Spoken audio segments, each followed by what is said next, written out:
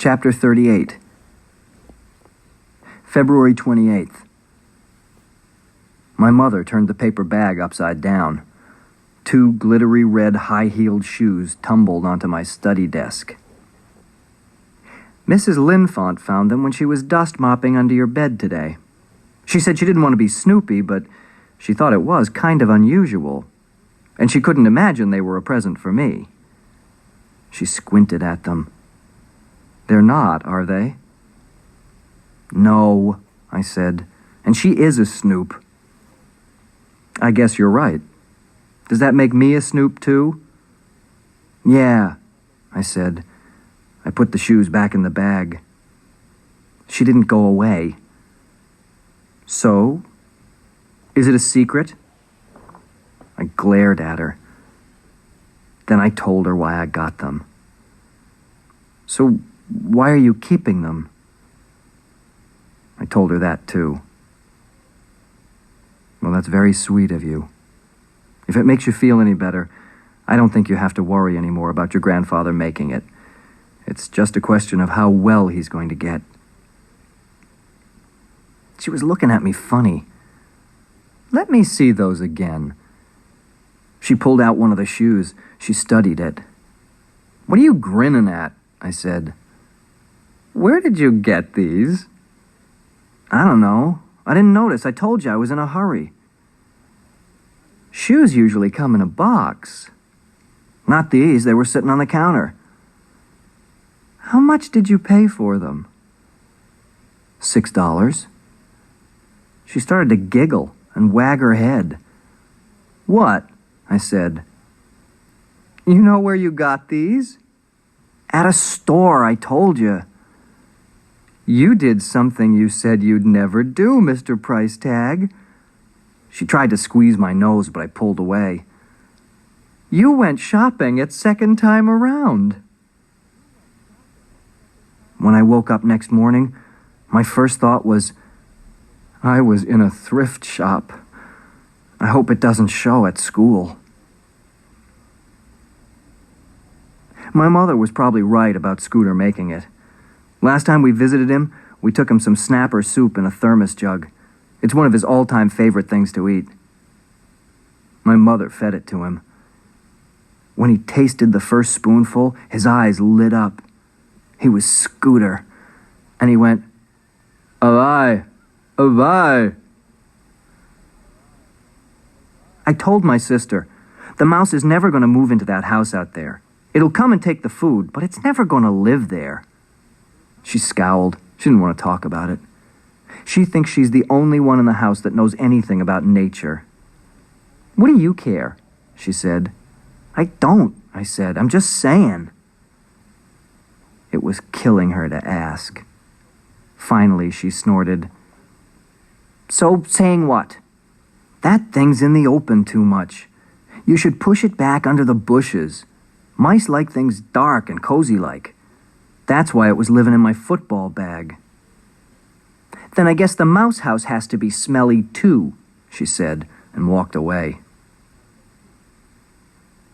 Every night, 7 nights a week, Webb sprints past our house.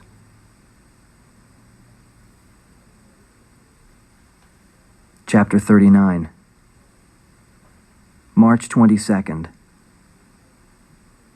Something happened in English today. A couple of weeks ago, we got an assignment.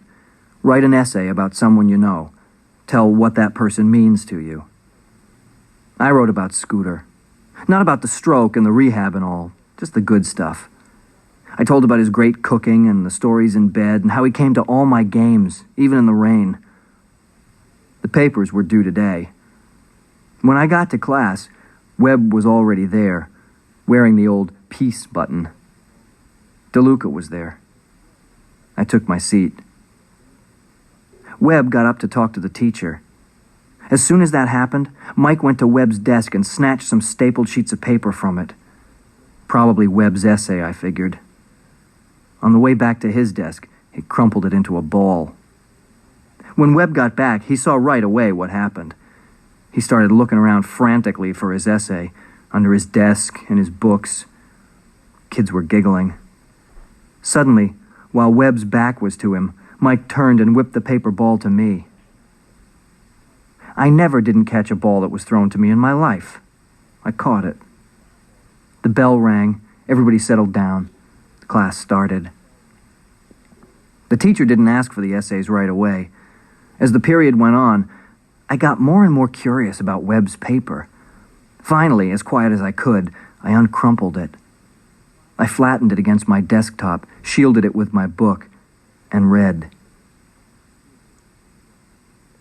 One of the most important people to me is my great-grandfather, Henry Wilhide Webb III.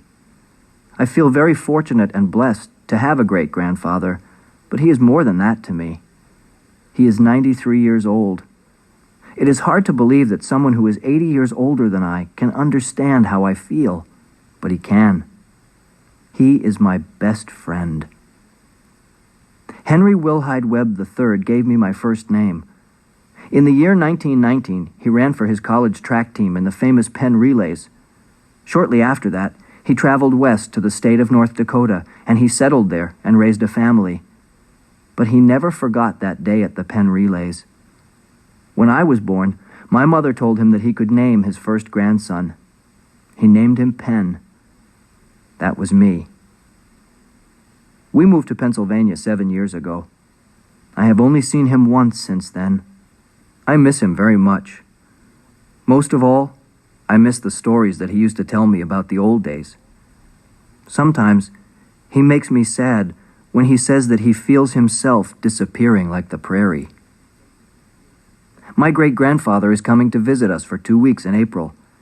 He is coming then because that is when the Penn Relays take place. He says he wants to see them one last time.